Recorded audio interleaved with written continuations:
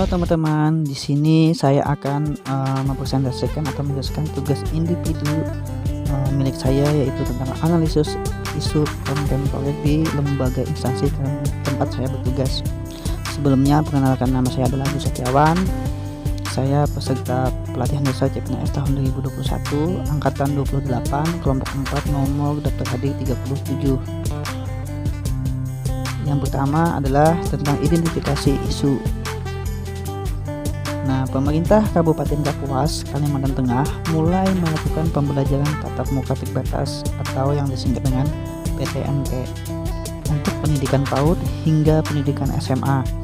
Kondisi Kapuas saat ini sudah berada di zona orange atau tingkat penyebaran berisiko level 3, sehingga pemerintah daerah melalui Dinas Pendidikan setempat mulai melaksanakan PTMT terbatas atau pembelajaran tatap muka terbatas.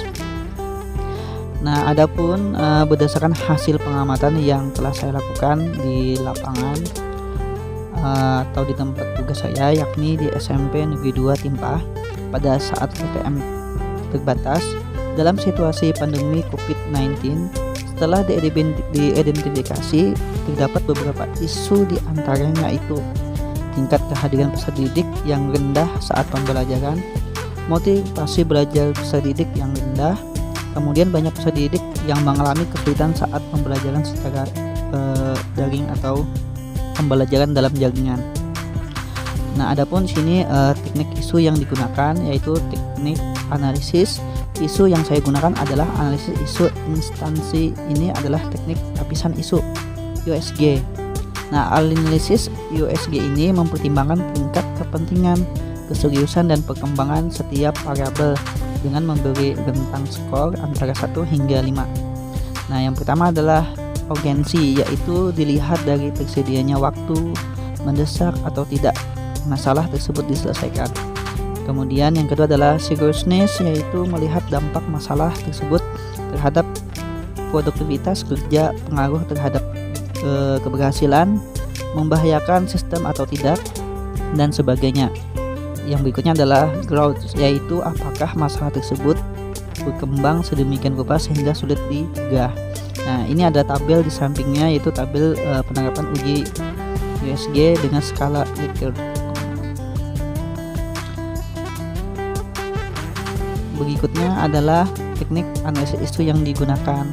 Nah, karena saya sudah menemukan isu, 3 isu. Yang pertama adalah tingkat kehadiran siswa yang rendah saat pembelajaran, di mana di situ saya memberi urgensinya nilainya 5, kemudian seriousness-nya adalah 4, dan growth-nya adalah 3, sehingga total nilainya adalah 12.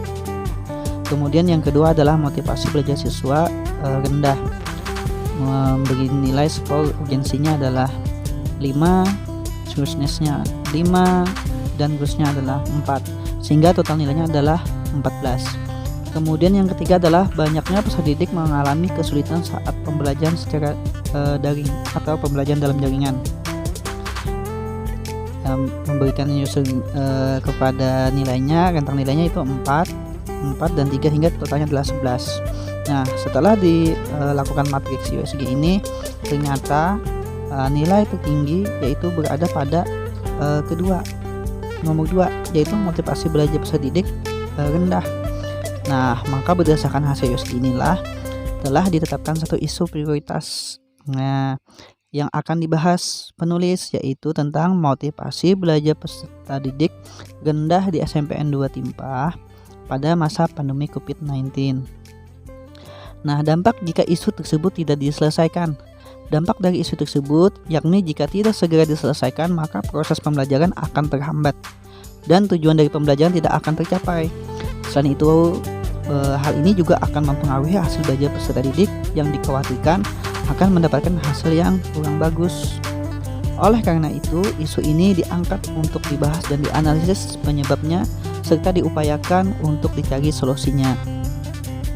Nah, ini teknik analisis isunya saya menggunakan Pushbone, di mana di sini adalah motivasi peserta didik rendah, pertama adalah siswa, penyebabnya adalah siswa.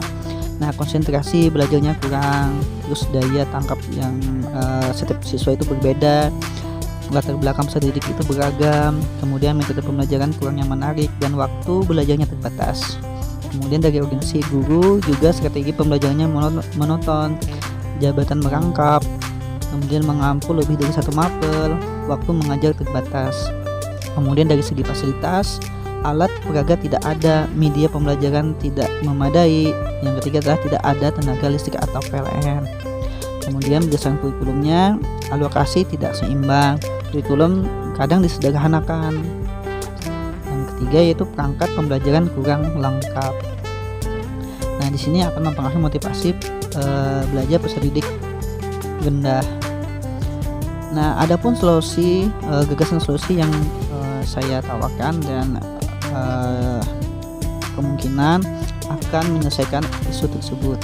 Yang pertama adalah guru tadi membuat alternatif cara pembelajaran yang dapat memaksimalkan pembelajaran sehingga tidak terkesan monoton. Nah, artinya pembelajaran ini tidak terpusat pada guru saja, tapi bagaimana pembelajaran tersebut berpusat kepada peserta didik. Kemudian yang berikutnya adalah siswa. Nah, membuat alternatif cara pembelajaran yang dapat meningkatkan konsentrasi belajar peserta didik yang dapat digunakan dengan berbagai karakteristik dan latar belakang yang beragam. Nah, membuat metode pembelajaran yang tidak membosankan dan dapat digunakan di mana saja. Nah, kemudian berdasarkan fasilitas, membuat alternatif pembelajaran yang dapat digunakan dengan memanfaatkan fasilitas yang tersedia atau yang ada.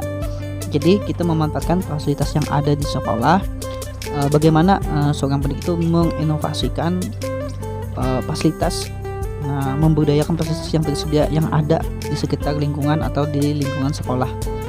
Yang berikutnya adalah kurikulum, membuat alternatif pembelajaran yang memudahkan guru dengan alokasi yang seimbang antara pembelajaran dengan bahan ajarnya dan tersusun sederhana di perangkat pembelajaran.